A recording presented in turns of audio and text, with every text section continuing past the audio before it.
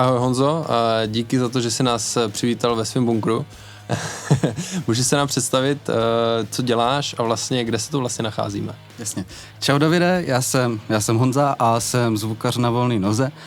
A teďko jsme na Praze 6 na Břevnově a jsme v krytu civilní obrany, jsme v druhém podzemním podlaží domu, se kterého jsem vlastně se rozhodl, že si zkusím udělat zkušebnu a zároveň studio.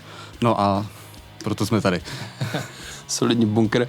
Můžeš nám trošku povědět něco o tvé zkušebně, jak ten prostor vlastně využíváš? Jednak tu zkoušíme se svojí kapelou Enso a já hraju na bicí, takže my tu máme třeba jednou, někdy víckrát, někdy méněkrát týdně zkoušku, takže tady chodíme zkoušet a hrát.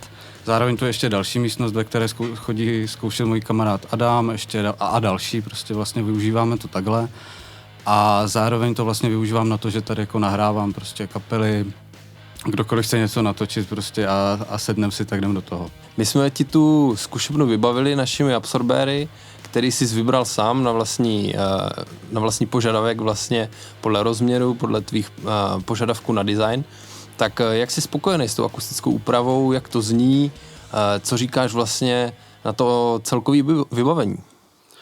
Když se na to podívám, já to asi rozdělím jednak jako zvuková stránka a s tím jsem jako hodně spokojený, že vlastně ten dozvuk se nám to povedlo krásně zkrátit, je to příjemný, prostě nemaže se to tady a s tím, co vlastně v rámci toho, co s tou místností dá udělat, tak jsme si myslím z toho vymáčkli všechno, jako co jde. Že vlastně jediný, co tady by stálo za to ještě řešit, jsou basy, ale samozřejmě prostě vzhledem k těm jako rozměrům, co to tady má, to bychom si jako dali, to bychom se dali hodně velký sousto a byli tu ještě hodně dlouho. Ale na to, abychom tu měli jako nějakou příjemnou akustiku, to se nám povedlo krásně. A druhá stránka věci je ten vizuál vlastně, který jako vlastně který byste si mě jakoby koupili nebo jako získali, protože prostě já jsem vlastně to možná už jako předbíhám, možná odpovím na další otázku, jo, ale vlastně já jsem na vás přišel tak, že jsem si jednou přesně koukal na Tomanově a hledal nějaké prostě akustické prvky, nějaké absorbery a viděl jsem tam ty vašek, podíval jsem se na to, říkám jsem si, jo, vypadá to hezky, jako cena je vyšší, ale pěkná, si říkám, a to jsou Češi, opravdu? Tak jsem začal googlit a vlastně jsme se dali do kontaktu napřímo a vlastně začali spolupracovat i vlastně na režii, kterou mám doma, takže vlastně už kolik to už je taky 2-3 roky, že to jsme to dali dohromady. No. Skvělý, díky. Jo, Honza je vlastně náš už dlouholetý zákazník, takže jsem rád, že tady ten projekt vyšel. Mohl bys nám, Honzo, sdělit, co se vlastně tobě líbí nejvíc na téhle úpravě?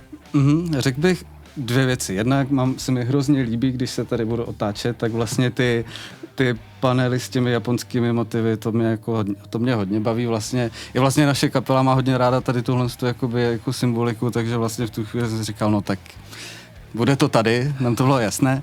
A druhá věc vlastně se mi strašně líbí, jak jsme vlastně dělali ty vlastně jenom jako dekorativní krycí panely, co máme třeba, co jsou vlastně tam na té straně, ty VCNCčkované trikliškové desky, kdy vlastně z absorberů, které jsem vlastně bral z druhé ruky a nebyly jakože úplně jako, řekněme, nebyly zrovna designové, tak vlastně když jsme to jenom překryli látku, dali na to, tak to najednou vypadá, že jsme někde v paláci nějakého Maharadži a je to paráda. Jak to máš se sousedama, Honzo?